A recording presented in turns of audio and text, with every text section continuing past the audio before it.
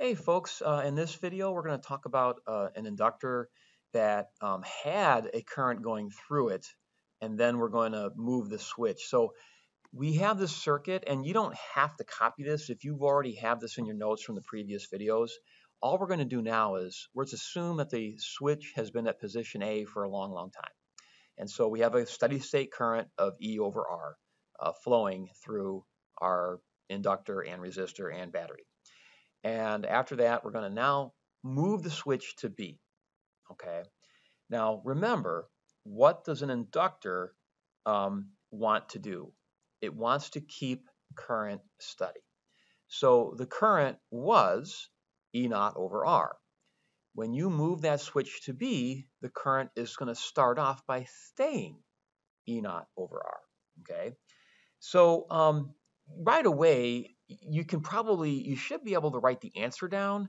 So for like current is going to be the original current, which is E naught over R, e to the negative t over tau, and of course tau is equal to L over R. So like that's the answer. Okay, that's the current as a function of time.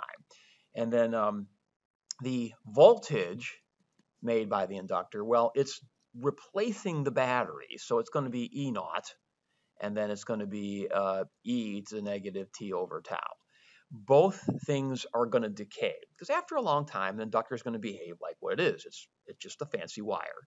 So after a while, current will no longer flow. There'll be no voltage. The circuit will be, dead. Okay. Now, what if they? By the way, these are similar to a capacitor. The only difference is for a capacitor, these are both negative. If you recall, when we're charging a capacitor, current flows in one direction. When we're discharging a capacitor, current flows in the opposite direction.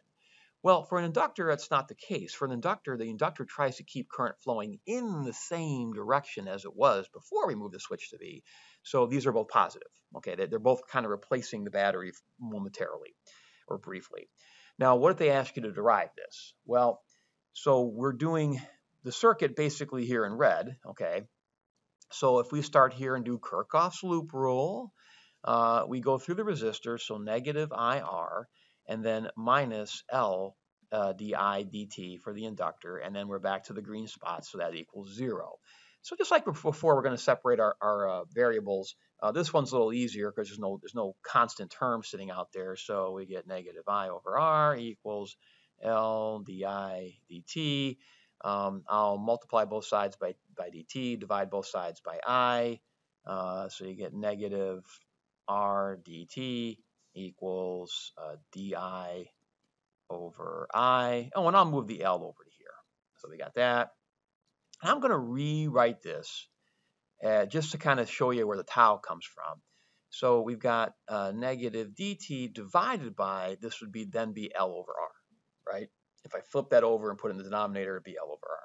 And then we got over here, we got di dt. Okay, then we're going to integrate both sides. Now here, you got to be careful. Time is going to go from 0 to some time later. What about the current? Is it going to go from 0 to I? No. Think carefully about your limits. The current, when we first moved this switch to B, the current was I naught, which is E naught over R. So I'm just going to call that I naught, some starting value. It's going to decay to some value later on. Okay, we know after a long time the current will be 0, but we're looking for a short time later the current will be less than I naught. It'll be some value I.